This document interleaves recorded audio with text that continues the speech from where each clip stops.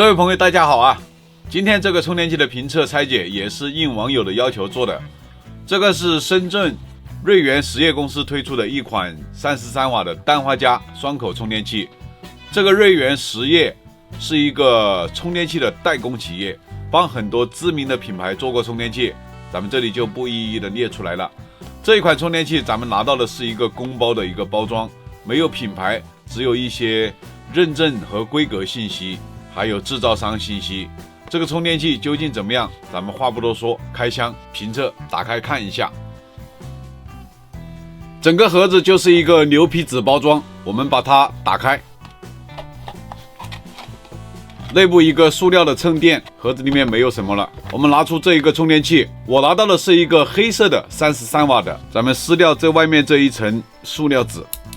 塑料衬底里面还有一个合格证。充电器的上半部分为磨砂透明的，下半部分就是一个光面透明的，咱们可以看到里面的电子元器件。这一面印着有33，也就是代表这个充电器是33瓦的，还有 GAN 氮化镓的标识。顶部有 PD 充电的标识， USB-A 充电口的标识，有图案印在上面。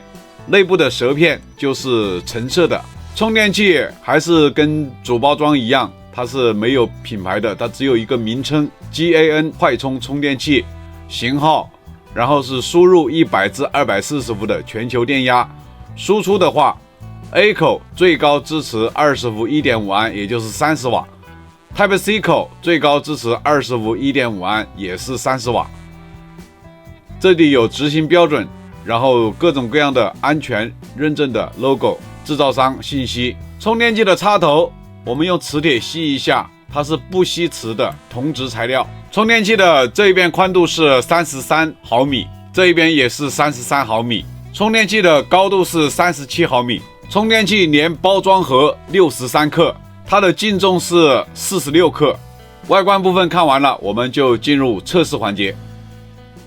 我们用仪器读出 USB-A 口的充电协议，它支持 QC 3.0 的5伏、9伏、12伏和20伏，三星 AFC 的5伏、9伏、12伏、25瓦，华为 FCP 档位的5伏、9伏、12伏、24瓦， SCP 档位 3.3 至12伏的 2.22 安，也就是22瓦。 Type C 口充电协议是支持华为 FCP 的5伏、9伏、12伏、18瓦档位， SCP 档位 3.3 至12伏的22瓦，跟 A 口是一样的。三星 AFC 的5伏、9伏、12伏、24瓦功率，跟 USB-A 口也是一样的。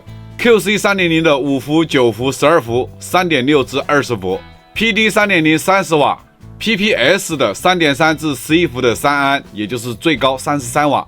这就是这个充电器的2个口的充电协议情况。我们进入实际充电测试。首先我们看看这个充电器对小米家的设备支持的情况怎么样。这个手机现在还有 18% 的电，可以显示快速充电。这个手机现在电量已经充到 91% 了。我们看一下充电曲线图，充电耗时大概43分钟左右，26瓦左右的功率，持续了大概16分钟。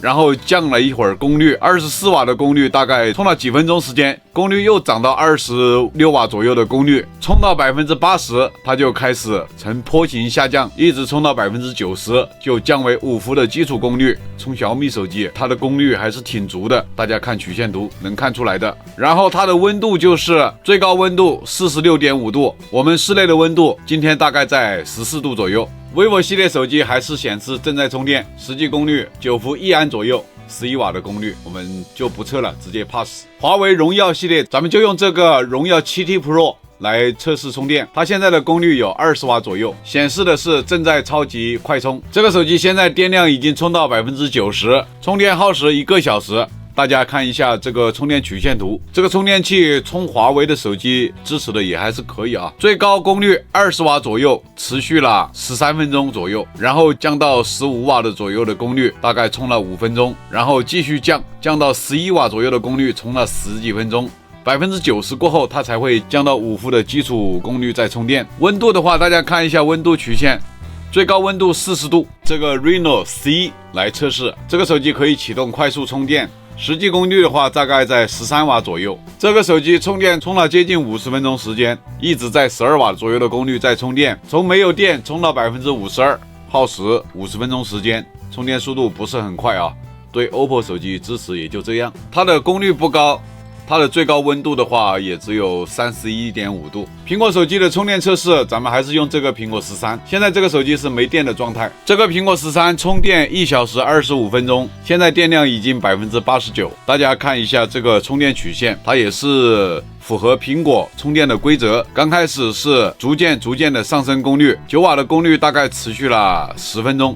然后上到18瓦左右的功率，充了20分钟左右，然后降功率，降到12瓦左右的功率，充了大概7分钟，然后降到7瓦的功率，充到80%，它就降为5伏的基础功率，持续在充电。温度的话，它这个18瓦左右的功率，它的温度最高的时候是36度。我们现在就是要把这个充电器的功率拉到它的最大功率，让它运行1个小时。我们看看这个充电器的最高温度是多少。咱们这个已经持续稳定输出了1个小时15分钟，大家看一下这个曲线图，功率的话非常稳啊，一直都是30瓦左右的功率在实际的输出。我们看看它的最高温度，这个充电器温度控制的也还行，非常稳定，最高功率持续输出1个小时，它也就48.5度。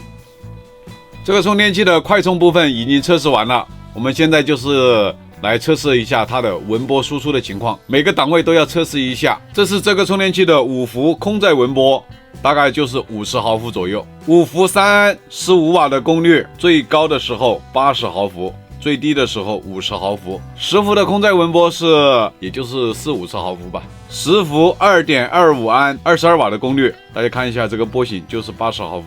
12伏的空载文波也是只有40毫伏，12伏27瓦的功率，它的文波大概就是80毫伏左右。15伏的空载文波最高也只有40毫伏。这个充电器最大功率34瓦的时候，它的文波输出也就是90毫伏的样子啊。正规品牌的经过3C 认证的充电器，一般的它的文波都是在可控范围之内，甚至更低。咱们这一个负载的文波在80-90毫伏，空载文波的话一般都是40-50毫伏，非常低了啊。这个瑞元33瓦的充电器的评测部分咱们就全部做完了，给大家看一下这个充电器内部的细节，可以大概的看到里面的样子。咱们下一期视频就是把它拆解开，看看内部的做工和芯片使用的情况。了解和掌握更多手机配件方面的常识，请大家关注我。你们的支持，你们的关注就是我更新视频的最大动力。谢谢大家观看，咱们下一期视频再见。